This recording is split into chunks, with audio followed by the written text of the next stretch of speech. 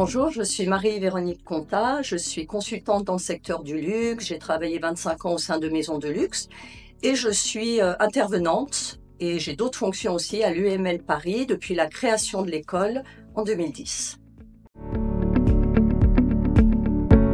J'ai travaillé plus de 25 ans dans le secteur de la mode et du luxe et du textile. En tant que directrice marketing international et j'ai eu la chance de travailler pour des grandes maisons comme Yves Saint Laurent. À l'époque, monsieur Yves Saint Laurent était encore là et avec des directeurs artistiques tels que John Galliano ou Eddie Slimane. J'ai travaillé plusieurs années aussi pour une marque plus premium mais très internationale qui est Lacoste.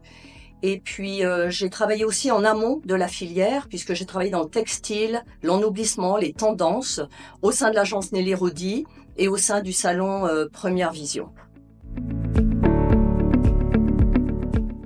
Alors, la carrière étant longue, il y en a beaucoup, mais ce qui m'est venu, c'est lorsque je travaillais pour le salon Première Vision. Nous étions allés en Chine à la fin des années 1990. Et à l'époque, la Chine, dans les années 1990, c'était un pays en voie de développement et il n'y avait aucun luxe, aucune boutique de luxe. Les Chinois ne connaissaient pas le nom des maisons. Entre-temps, ce que j'enseigne aux étudiants, c'est que les Chinois sont les premiers consommateurs du luxe et que la Chine, en tant que pays, est aujourd'hui le deuxième marché le plus important pour le secteur du luxe. Oui, bien sûr, avec l'expérience et les erreurs aussi. Déjà, vraiment penser en termes de personal branding. Okay, l'étudiant doit un peu se considérer comme une marque avec un ADN, des valeurs. Et donc, très important par rapport à toutes les personnes avec lesquelles les étudiants vont interagir, de bâtir des relations humaines, solides, d'être intègre, d'être honnête, d'être curieux, d'être force de proposition. Et de continuer à garder ces relations, à nourrir ces relations avec les réseaux sociaux aujourd'hui, c'est plutôt facile. Et puis intégrer des réseaux.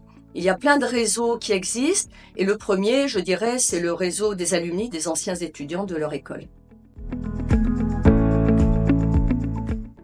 Alors, je fais partie des murs, puisque je suis là depuis le début, depuis la première année 2010. Donc, à l'époque, l'école venait de se créer. Nous accueillons 75 étudiants, répartis sur 3 classes de niveau. Et il y avait tout à bâtir, les programmes, l'équipe, les relations avec les entreprises. Mais bien évidemment, nous bénéficions de la grande expertise et d'expérience du groupe, puisque le groupe était déjà implanté dans le secteur de l'enseignement supérieur depuis plus de 30 ans. Alors j'ai eu de nombreuses missions depuis 15 ans et aujourd'hui je me focalise plutôt sur les cours donnés aux étudiants qui arrivent à l'école, donc soit de première année, soit de quatrième année, pour des cours vraiment sur la culture générale du luxe, sur l'industrie du luxe, le marché du luxe. Et je donne aussi des cours au MBA pour plus approfondir les stratégies actuelles des maisons de luxe et l'évolution de ces stratégies. Les compétences qu'ils doivent développer, pour moi, ils se situent à 2 niveaux. Bien évidemment, ils vont développer des compétences métiers, des compétences professionnelles, grâce à l'enseignement qui est donné à l'école, grâce aussi à leurs expériences, mais il faut aussi qu'ils cultivent leur savoir-être.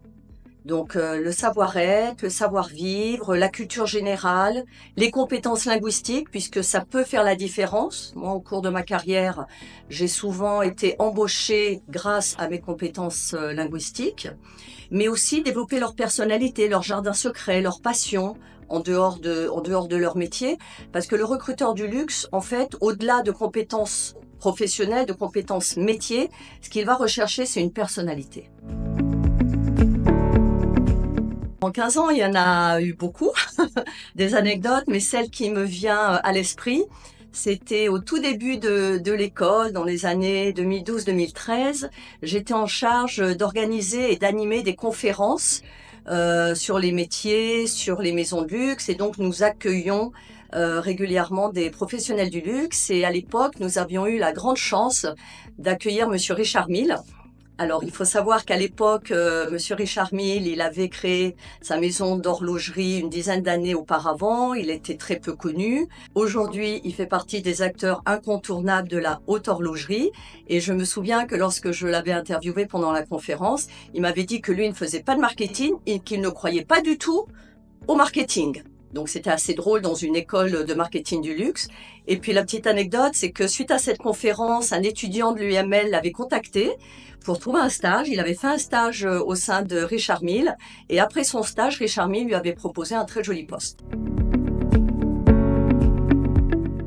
Alors oui, je suis fière d'avoir participé, on va dire, au développement et à l'évolution de cette école. C'est pour ça que je suis encore là 15 ans après. Donc c'est vrai que je suis très fidèle à l'école parce qu'elle a su évoluer, elle a su s'adapter, elle a su développer depuis l'origine, puisque j'ai suivi les étapes, une pédagogie de très grande qualité avec des intervenants professionnels de très grande qualité, que nous sommes passés de 75 étudiants la première année à plus de 1000 étudiants.